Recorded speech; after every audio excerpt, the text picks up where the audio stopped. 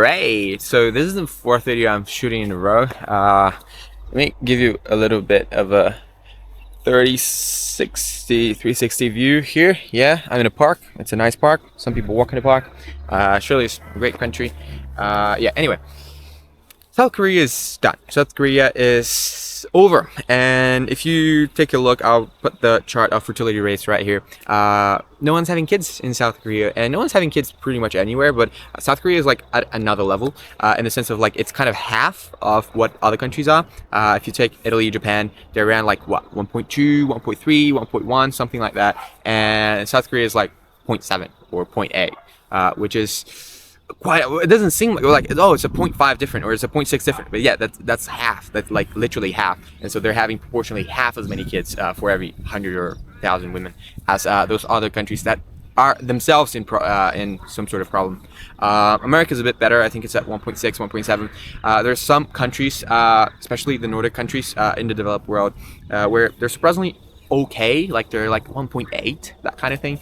And some countries like France and the UK, they had a lot of particular immigration from certain particular countries that still sort of have a higher fertility overall, like from North Europe, North Africa and the Middle East.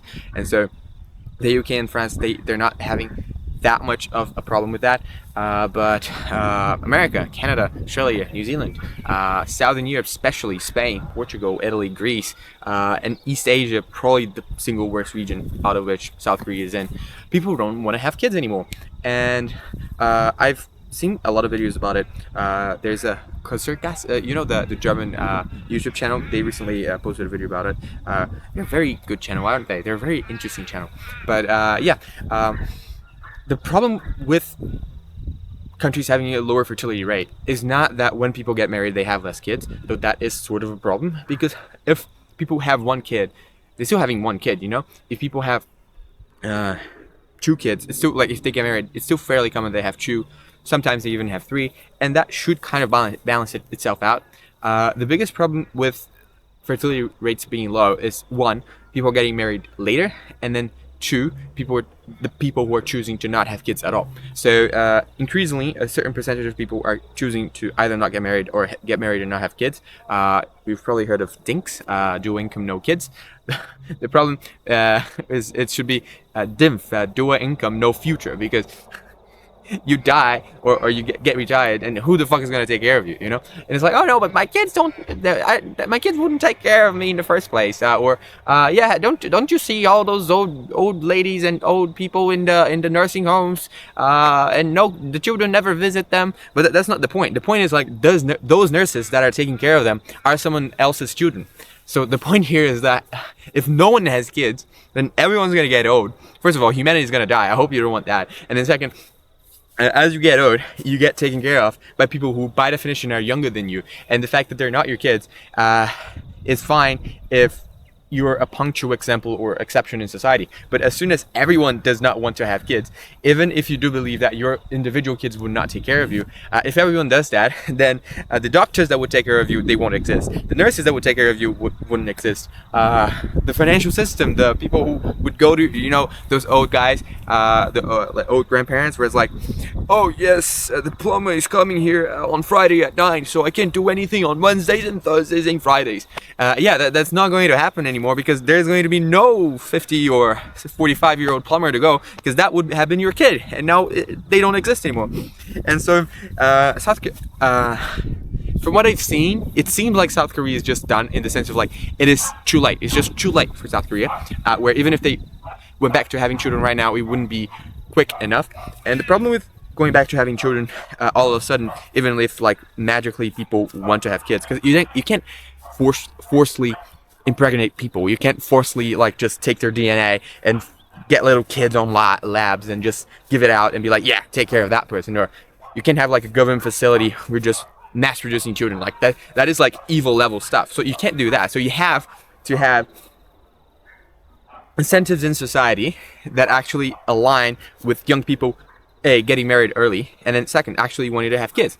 And so if you don't, even if that changed today in South Korea, that it wouldn't be enough. It wouldn't be quick enough, because the problem with South Korea is it's just too late. And the thing is, like, even if you do want to change, it takes at least 20 years. Because if everyone starts having kids right now, they're still going to be a burden for the next 20 years. Because no one's useful until they're like 20. Like, hopefully. I'm starting to be useful now. I'm 24. So it's questionable even if I am useful. So like it takes a while. It takes a while for you to actually become useful. And yeah, that's the thing. If America, if Italy, if other countries that are not as bad as South Korea want to change their scenario, they still could. They still could actually be able to replace their own population with their actual children instead of like just immigrants and other people. But to do that, they would have to undertake a certain period of time where they have a lot of old people and a lot of young people and not a lot of adults.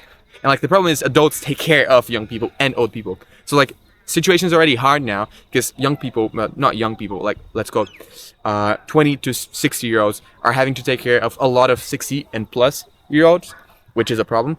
If on top of that, they still have to take care of all those 60 plus year olds and have to take care of 20 and under year olds, like it's going to be like a real economic pressure. But it's inevitable because you're either going to have that or you're going to fade away. It's better to burn out or fade away by the song by New Young. Yeah, that is going to be one of those two options. That you're either going to burn out like South Korea and not have anyone in 30 years, or you're going to fade away like Italy and Japan have been fading for the last 30 years. And those are the two options if you don't have kids. And so something has to be done right now. I'm talking in 2025, but the probability that anything is going to be done in the next 5 years is very, very minimal. And it's fundamentally because, first, people are not religious anymore, and religiosity is a huge factor. Did you know that married religious couples are the single group that has the most sex? I found that out recently. And it's so funny because like the whole point of the sexual revolution was, oh, everyone's going to be having a lot of sex, but then now nobody does. And the single group that was against the sexual revolution in the first place is actually the group that, all in all, when everything went through, are the ones that are having the most sex. So that's very odd. That's very interesting. But yeah, you gotta incentivize people to get married early, and you do that by, first of all, I think one of the main reasons why people are getting married so late is they can't effectively get into the job market. And that's because we've done a terrible job at actually getting an efficient way of people gradually, going through school, being educated, and getting a real job. And that's not what happens. Like in so many countries now, you get out of high school and you have not a single skill. Like you could do like Bhaskara mathematics and stuff, maybe if you're a good student, but you can't like change a light bulb, or you can't like change your door handle. You have no physical, practical, useful skill. Because we've killed apprenticeships and we've substituted that with a one-size-fits-all solution, which is college. And so everyone wants to go to college because everyone wants to have a AC, work from home kind of job. But guess what?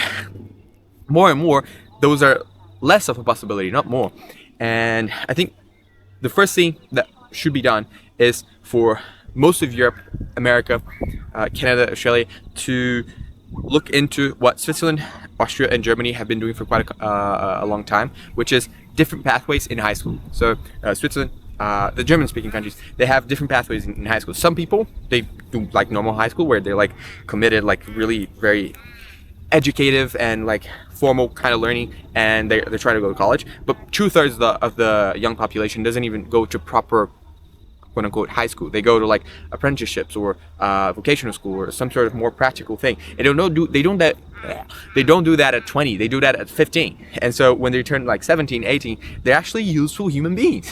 And so it's much more realistic for you to get married at 21. If you've been an electrician for 3 years and you're like saving money to buy a house, yeah, you can get married and have like 10 kids if you want. But if you're going to college and you had a gap year before that and you changed college because you didn't really know what kind of course you wanted to do, and all of a sudden you're 25 and you're working as a barista because your English degree isn't worth anything, you're much less likely to get married and have kids then, because you don't have the money, you don't have the financial possibility. And the more years pass, the less likely it is that you're going to fix your life, because the higher the cost of going back into education, into practical, useful education is. Because if you're 20 and you decide to take on an apprenticeship, hell yeah, that's great. If you're 25, yeah, that's all right. If you're 33, it starts being really complicated. And so the problem with all this is people are like, they're not educated into the job market. They're educated into abstract, stupid concepts that sometimes are not even true.